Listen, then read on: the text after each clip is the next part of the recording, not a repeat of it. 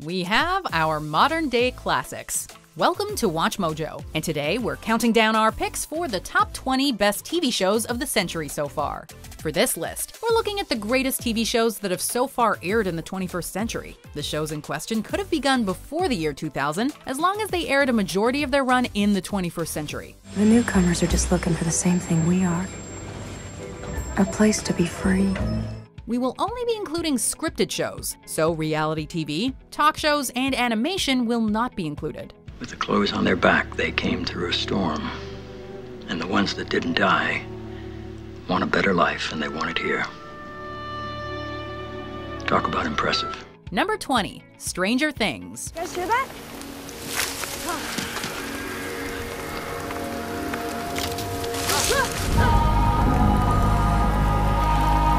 Netflix's flagship series, Stranger Things, transported audiences to Hawkins, Indiana for classic sci-fi horror and more 80s references than you can shake a stick at. Steeped in the works of Steven Spielberg, Stephen King, John Carpenter, and other genre masters, the Duffer Brothers series gained an instant following and quickly became a cultural phenomenon. This isn't some Lord of the Rings book. It also managed to kickstart and reinvigorate several acting careers and pick up plenty of accolades along the way, including 5 Primetime Emmy wins and 4 Golden Globe nominations. With its wonderful cast and a story that feels both new and familiar at the same time, it's a show that consistently provides just about the most fun you can have in front of a TV. Hey, oh!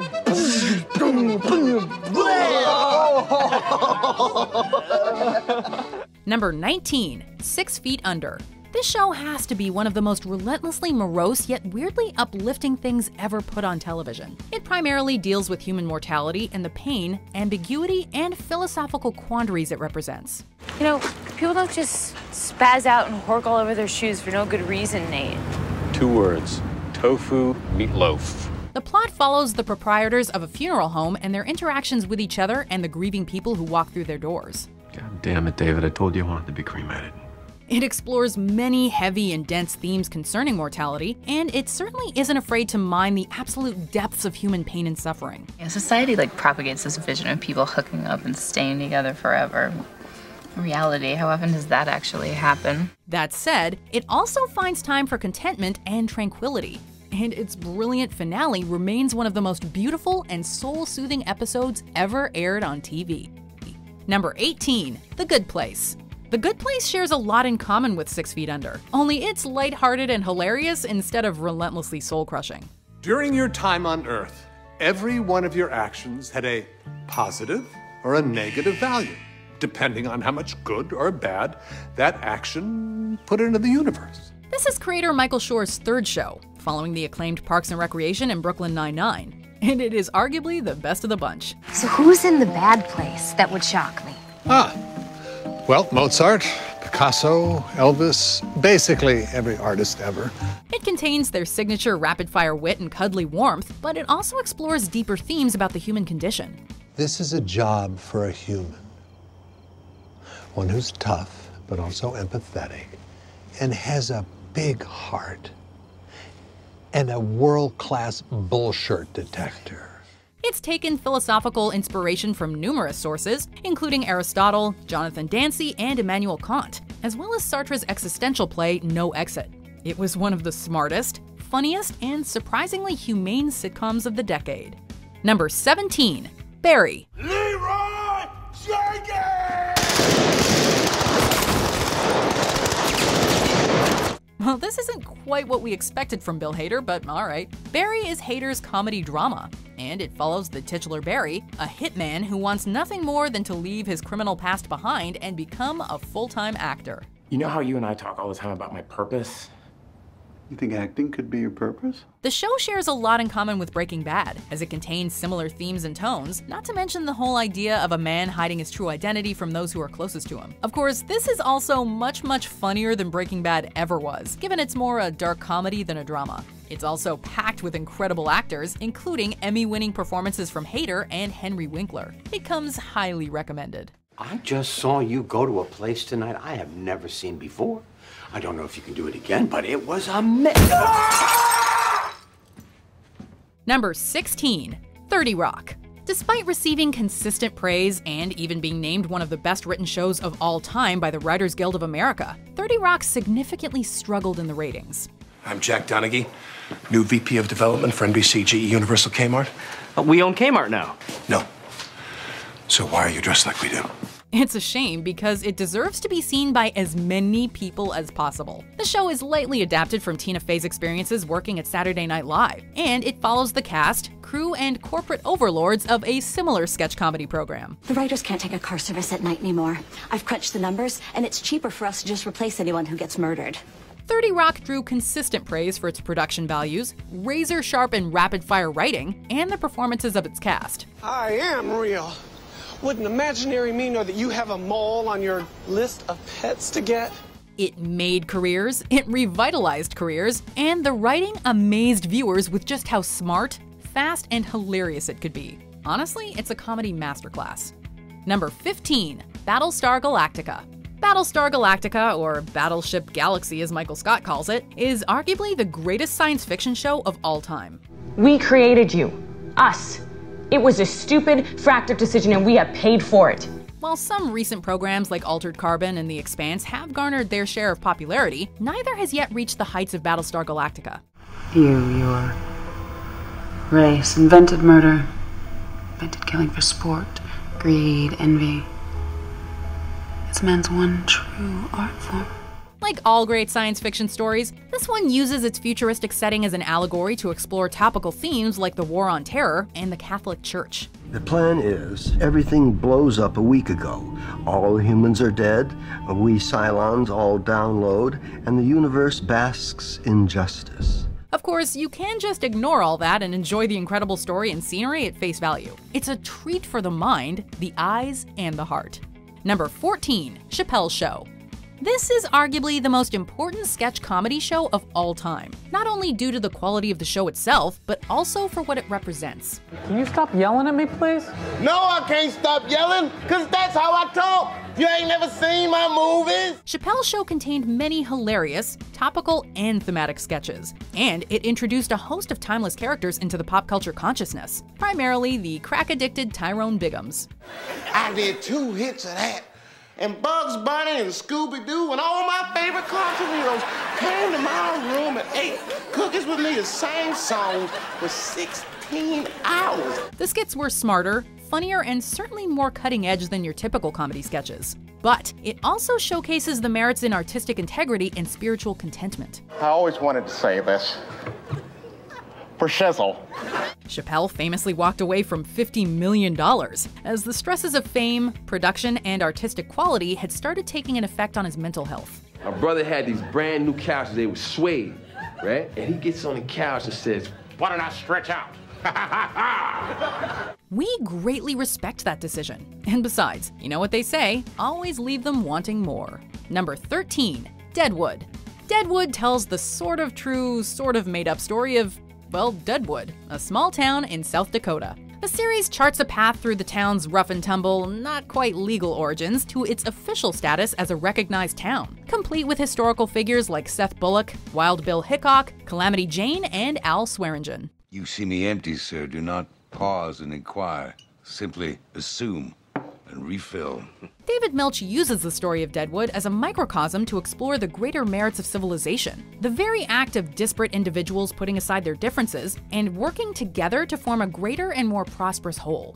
What conceivable godly use was the screaming of all those men? Did you need to hear their death agonies to know your omnipotence? It also contains some stellar production values, magnificent poetic writing, and an all-time performance from Ian McShane as Al Swearingen, one of the most captivating, interesting, and complex characters in television history. The world ends when you're dead. Until then, you got more punishment in store. Stand it like a man and give some back. Number 12, The Office. The Office is one of those exceptionally rare American adaptations that actually worked. Try my cookie, try my... Despite a generally rocky first season, The Office soldiered through and presented us with some incredible television. Whenever I'm about to do something, I think, would an idiot do that? And if they would, I do not do that thing. The characters were instantly relatable and charming, the humor was hilariously dry, and it contained a surprisingly gooey and warm center, led primarily by the relationship between Jim and Pam. Are you free for dinner tonight? Yes. All right. Then it's a date. Steve Carell also gave the performance of his career as Michael Scott, who, in our opinion, is one of the most endearing characters in sitcom history. The worst thing about prison was the Dementors. They were flying all over the place and they were scary, and then they come down and they suck the soul out of your body, and it hurt! It's one of those shows you never want to end, and when it does, you find yourself missing the characters and the cozy world they inhabited. So you start it again, and again, and again. Send help. Number 11, The Americans. Maybe this is the perfect time for us just to think about living the life we've been living, but just really living it. It's clear that Breaking Bad has been an enormous influence on this decade's television. And as with Barry, there are comparisons to be made with The Americans. Pleased to meet you.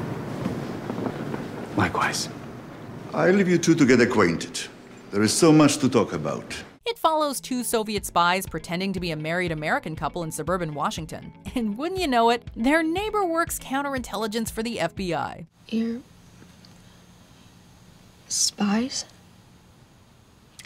We serve our country, but we also serve the cause of peace around the world. The show contains all the excitement and glorious cat-and-mouse tension you'd expect, but it also serves as a contemplative look at marriage and self-identification. The fact that it can also effortlessly balance the two tones and genres is amazing, and both Kerry Russell and Matthew Rhys turn in wonderful performances. This flew under the mainstream radar for most of its run, but it's already a cult classic. We had a job to do.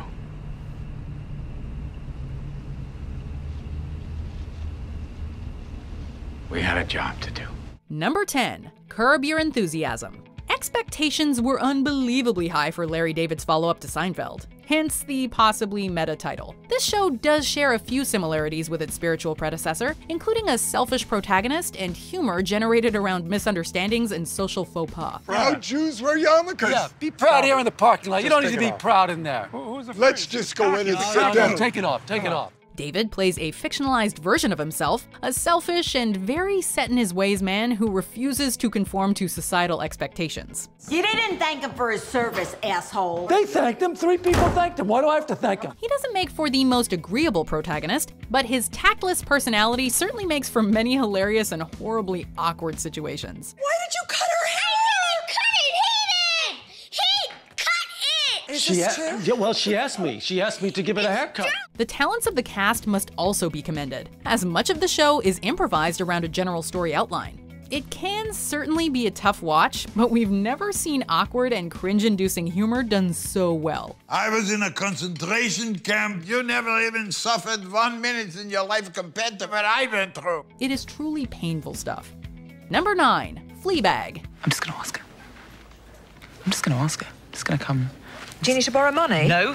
Can't do it. Between Fleabag and Killing Eve, Phoebe Waller-Bridge had herself a fantastic and very prosperous decade. And while both shows are great, it's Fleabag that is often showered with the praise and accolades. Waller-Bridge plays Fleabag, an erotic woman trying to live her life and having lots of sex in modern London. And while the show sounds like a traditional sitcom, Waller-Bridge's instantly memorable performance and intelligent writing helped turn it into must-watch TV.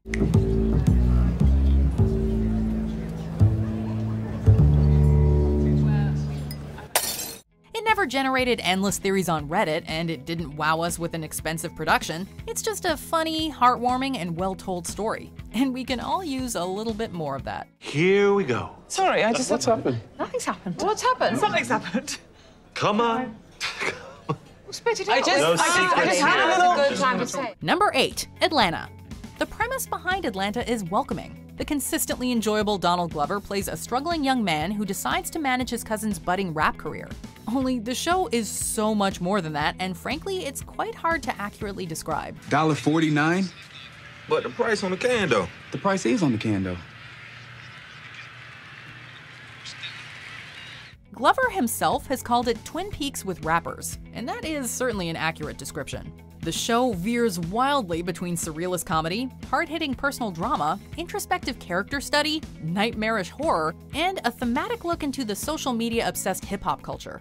Hey, Marcus Miles is pretty cool, man. You know he got that invisible car. What? It's original, it's fresh, and above all, it somehow remains consistently enjoyable despite its peculiar trappings. It is one of the most bizarre yet rewarding TV shows we've ever seen. Number 7. Lost. Lost is enormously influential, and various shows are still trying to recapture its lightning-in-a-bottle magic. This is the event show to end all event shows, garnering endless speculation and theories, 6 years of pent-up public excitement, and upwards of 20 million viewers a week at its peak. The unique properties of this island have created a kind of Casimir effect. While Lost is mostly remembered for its fascinating mysteries, reveals, and plot twists, it also contained an incredible cast of characters who made us cry on a near-weekly basis. Penny? One only need think of Desmond and Penny's phone call or Locke standing up on the beach for the first time to start feeling the fuzzies. We were not supposed to leave. Yes, we were. It may not have stuck the landing, but we shouldn't let a disappointing conclusion overshadow its inarguable qualities and influence. We have to go back! Number 6.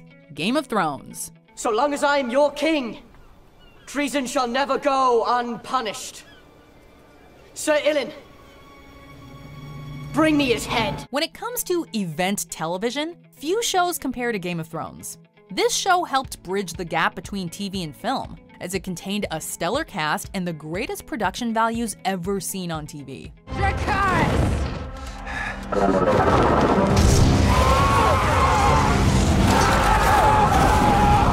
Game of Thrones told a highly complex and intriguing story full of twists and shocking developments, and it was fascinating to watch its popularity rise throughout the years. While it started to slow, interest in the show slowly began to rise until it became the decade's biggest TV event, breaking all sorts of viewership records, launching careers, and promoting endless discussion on forums and social media sites. It didn't quite stick the landing, but it provided us with 8 years of peak TV. Why do you think I came all this way?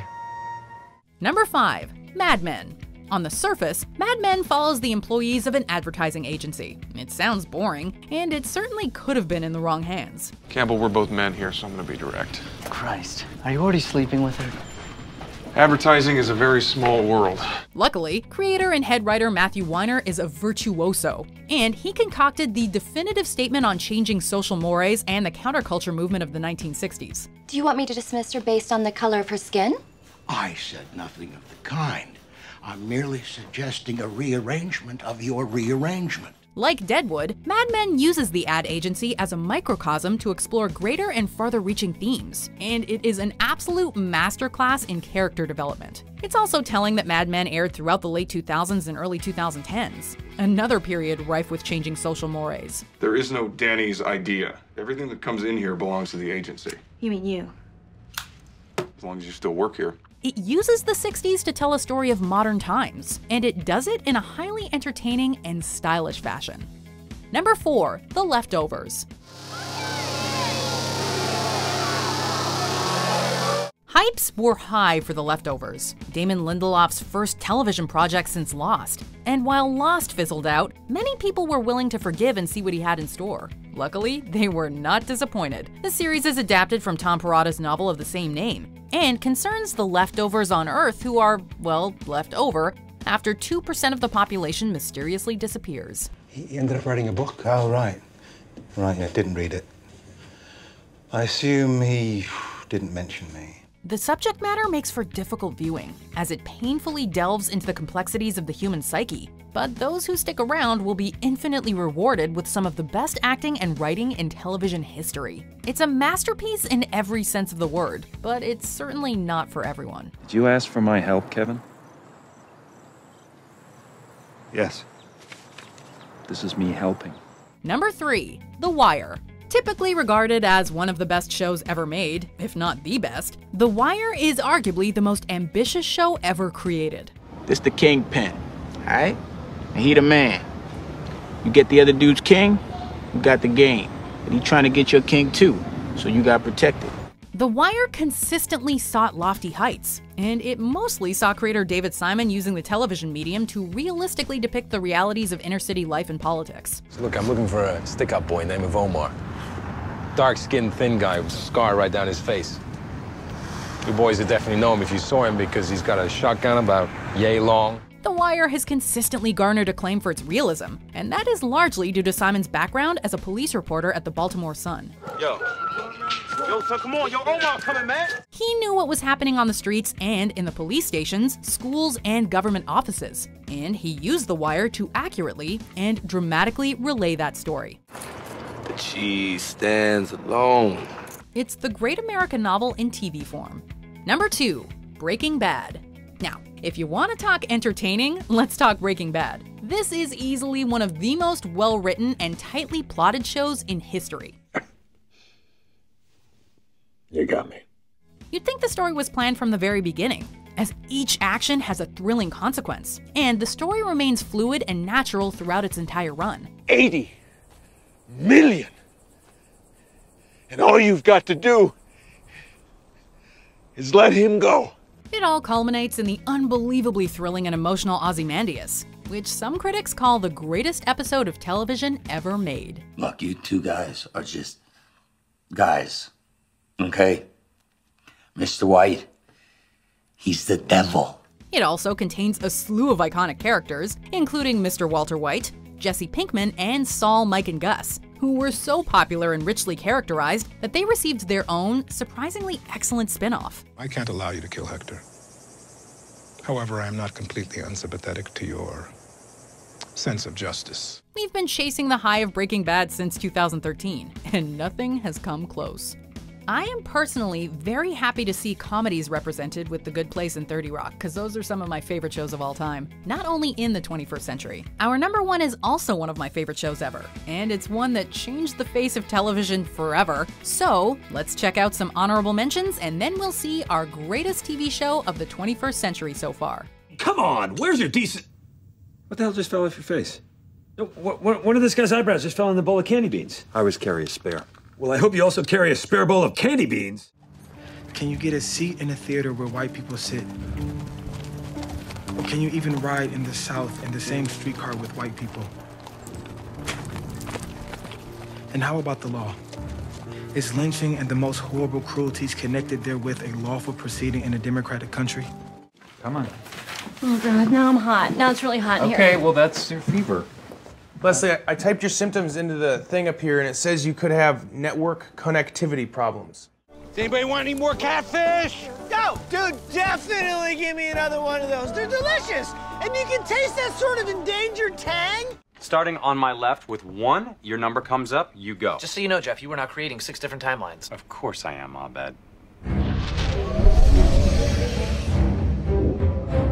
4. For instance, you show me these photos. Trying to play my rage, my need for revenge. Didn't work. Number 1, The Sopranos. The Sopranos changed the way television was made, and it legitimized the medium as a serious art form. So you had coffee. Right. While prior shows had garnered their share of acclaim and popularity, TV was always seen as a lesser medium. The Sopranos not only showed that TV could tell dark, complex, and richly thematic stories, it single-handedly launched the golden age of TV dramas. And many of the dramas on this list owe their very existence to The Sopranos. The Russians? They're not all bad. How about the Cuban Missile Crisis? Cocksuckers moved nuclear warheads into Cuba, pointed them right at us. That was real? Most people expected a traditional gangster story, and while it was that in some ways, it also served as a dark and contemplative look at American life at the turn of the 21st century. And you said, what kind of animal smokes marijuana at his confirmation? He was using illegal drugs in the home. Did it ever occur to you that I might have been self-medicating? It's a masterpiece of television, and it has yet to be dethroned. Do you agree with our picks? Check out this other recent clip from WatchMojo, and be sure to subscribe and ring the bell to be notified about our latest videos.